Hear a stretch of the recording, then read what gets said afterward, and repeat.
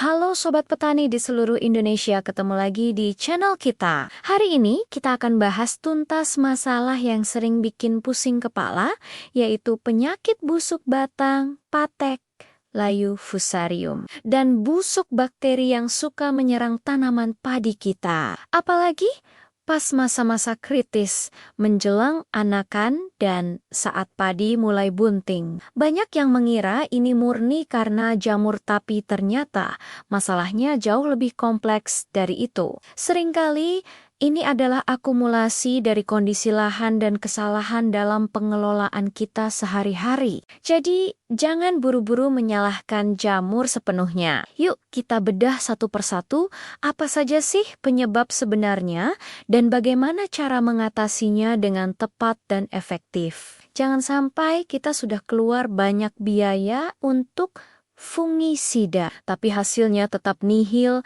karena kita tidak menyelesaikan akar masalahnya. Tonton video ini sampai habis ya, karena informasinya penting banget untuk menyelamatkan panen kita. Penyebab pertama dan paling umum adalah kondisi tanah yang terlalu asam. Tanah dengan pH di bawah 6 menjadi lingkungan ideal bagi jamur patogen seperti fusarium untuk berkembang biak dengan pesat.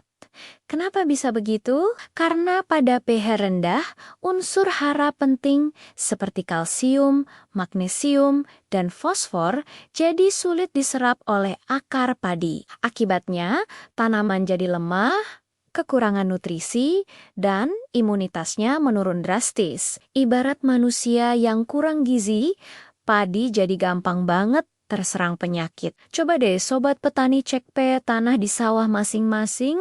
Kalau ternyata asam, solusinya adalah dengan melakukan pengapuran menggunakan dolomit atau kapur pertanian. Lakukan ini saat pengolahan lahan sebelum tanam. Tujuannya jelas, untuk menaikkan pH tanah ke level netral, yaitu antara 6,5 sampai 7. Dengan pH yang seimbang, jamur jahat jadi sulit berkembang, dan nutrisi jadi lebih mudah tersedia bagi tanaman. Ini adalah pondasi paling dasar untuk padi yang sehat. Penyebab kedua adalah sisa-sisa jerami atau bahan organik dari musim tanam sebelumnya yang tidak terurai dengan sempurna. Banyak dari kita yang mungkin setelah panen langsung mengolah tanah lagi tanpa memberi waktu yang cukup bagi jerami untuk lapuk. Akibatnya, jerami yang masih segar ini akan mengalami proses pembusukan di dalam tanah setelah sawah digenangi air. Proses ini menghasilkan panas dan senyawa-senyawa asam organik yang beracun bagi akar padi muda. Akar yang kepanasan dan keracunan ini akan luka dan rusak. Nah, luka inilah yang menjadi pintu masuk bagi bakteri dan jamur patogen untuk menginfeksi tanaman. Gejalanya sering kita lihat, seperti daun menguning dari bawah, anakan berkurang, dan akhirnya batang membusuk. Solusinya, beri jeda waktu yang cukup antara panen dan tanam berikutnya. Biarkan jerami terurai sempurna. Penggunaan dekomposer atau bakteri pengurai juga sangat dianjurkan untuk mempercepat proses ini, mengubah jerami menjadi kompos yang bermanfaat bagi tanah. Ketiga, pemupukan yang tidak berimbang, terutama penggunaan pupuk nitrogen seperti urea secara berlebihan. Kita semua ingin padi kita hijau dan subur, tapi kalau kebanyakan urea, justru jadi bencana. Nitrogen berlebih membuat jaringan tanaman menjadi lebih lunak, sukulen, dan berair. Dinding selnya jadi tipis. Ini seperti mengundang jamur dan bakteri untuk berpesta pora di tanaman kita. Tanaman memang terlihat hijau royo-royo, tapi sebenarnya sangat rentan. Untuk mengatasinya, kita harus menerapkan pemupukan berimbang. Jangan hanya fokus pada nitrogen. Berikan juga pupuk fosfor dan kalium yang cukup. Fosfor penting untuk perkembangan akar, sementara kalium berfungsi memperkuat dinding sel tanaman, membuatnya lebih tebal dan kokoh. Ibarat membangun tembok benteng, kalium ini semennya. Tanaman yang cukup kalium akan jauh lebih tahan terhadap serangan hama dan penyakit. Jadi, Kurangi urea dan perbanyak pupuk yang mengandung kalium seperti KCl atau pupuk NPK dengan kadar kalium yang tinggi. Masalah keempat adalah kelembapan yang terlalu tinggi di sekitar perakaran dan pangkal batang. Ini sering terjadi akibat pengelolaan air yang kurang tepat atau jarak tanam yang terlalu rapat. Kalau jarak tanam terlalu rapat, sirkulasi udara di bagian bawah rumpun padi jadi terhambat. Area tersebut jadi lembab terus-menerus, menciptakan surga bagi jamur dan bakteri untuk berkembang. Apalagi kalau air di sawah dibiarkan menggenang terus-menerus tanpa ada periode pengeringan. Solusinya, atur jarak tanam agar tidak terlalu rapat. Bisa menggunakan sistem jajar legowo untuk sirkulasi udara yang lebih baik. Selain itu, terapkan sistem pengairan berselang atau intermittent irrigation, sesekali keringkan lahan sawah sampai tanahnya retak rambut. Ini bertujuan untuk memberi kesempatan bagi akar untuk bernapas, membunuh patogen anaerob yang tidak suka oksigen, dan membuat lingkungan sekitar pangkal batang jadi lebih kering. Jangan takut padi akan mati, justru ini akan merangsang pertumbuhan akar baru yang lebih sehat. Sekarang, mari kita rangkum solusinya menjadi sebuah strategi terpadu. Ini bukan lagi soal menyemprot fungisida saat serangan sudah parah, tapi tentang pencegahan dari awal. Pertama, perbaiki kondisi tanah.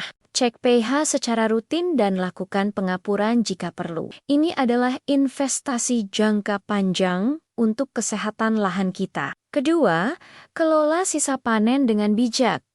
Jangan terburu-buru tanam, beri waktu jerami untuk terurai sempurna, atau bantu prosesnya dengan dekomposer. Ingat, jerami bisa jadi sahabat jika dikelola dengan benar, tapi bisa jadi musuh jika diabaikan. Ini akan mengubah sampah menjadi emas bagi tanah kita. Ketiga, terapkan pemupukan berimbang. Jangan termakan mitos bahwa urea banyak berarti pasti bagus. Seimbangkan dengan fosfor dan kalium. Perkuat tanaman kita dari dalam. Bukan hanya membuatnya hijau di luar, tapi rapuh di dalam. Anggap saja ini seperti memberi suplemen lengkap untuk tanaman kita, bukan hanya satu jenis vitamin. Keempat, atur jarak tanam dan manajemen air. Beri ruang bagi tanaman untuk bernapas. Terapkan pengairan berselang untuk memutus siklus hidup patogen tanah, sirkulasi udara dan cahaya matahari yang masuk sampai ke pangkal batang adalah fungisida alami yang paling ampuh dan gratis. Lalu, bagaimana dengan penggunaan fungisida dan bakterisida? Tentu saja tetap diperlukan, tapi sebagai bagian dari manajemen terpadu, bukan sebagai satu-satunya solusi. Gunakan pestisida secara bijak. Lakukan penyemprotan preventif atau pencegahan sebelum gejala serangan muncul, terutama di musim hujan atau saat kondisi cuaca sangat lembab. Pilih bahan aktif yang tepat sasaran. Untuk jamur bisa gunakan bahan aktif seperti difenoconazole, propiconazole, atau mancozeb. Untuk bakteri bisa gunakan bakterisida berbahan aktif tembaga atau antibiotik pertanian seperti streptomycin sulfat. Yang terpenting adalah rotasi bahan aktif. Jangan menggunakan satu jenis bahan aktif secara terus-menerus karena bisa menyebabkan patogen menjadi kebal atau resisten. Kombinasikan fungisida kontak yang melindungi permukaan tanaman dengan fungisida sistemik yang masuk ke dalam jaringan tanaman dan melindunginya dari dalam. Penyemprotan yang paling efektif adalah pada pagi hari saat stomata atau mulut daun terbuka. Selain itu, jangan lupakan peran nutrisi mikro. Unsur seperti kalsium, silika, dan boran juga sangat penting untuk memperkuat ketahanan tanaman. Kalsium membantu memperkuat dinding sel, sementara silika membuat lapisan pelindung di permukaan daun yang mempersulit jamur untuk menembus. Kita bisa memberikan nutrisi ini melalui pupuk daun. Jadi kesimpulannya, mengatasi penyakit busuk batang, patek, dan layu pada padi itu bukan sekadar perang melawan jamur dan bakteri. Ini adalah tentang menciptakan ekosistem sawah yang sehat dan seimbang. Mulai dari tanahnya, cara pemupukannya, pengelolaan airnya, hingga pengaturan jarak tanamnya. Jika semua aspek ini kita perhatikan dengan baik, tanaman padi kita akan tumbuh kuat, sehat, dan memiliki imunitas alami yang tinggi. Penggunaan pestisida pun bisa lebih efisien dan tidak boros. Ingat sobat petani, pencegahan selalu lebih baik daripada mengobati. Dengan membangun fondasi yang kuat sejak awal, kita tidak hanya menyelamatkan panen musim ini, tapi juga berinvestasi untuk kesuburan lahan dan keberhasilan panen di musim-musim yang akan datang. Mari kita bertani dengan lebih cerdas, bukan hanya lebih keras. Semoga informasi ini bermanfaat ya. Jangan ragu untuk berbagi pengalaman kalian di kolom komentar di bawah. Mungkin ada tips jitu lain yang belum kita bahas di sini. Diskusi kita bisa membantu petani lainnya juga. Terima kasih sudah menonton sampai akhir. Jangan lupa like, subscribe, dan nyalakan lonceng notifikasinya agar tidak ketinggalan video-video bermanfaat lainnya. Sampai jumpa di video selanjutnya. Salam petani sukses!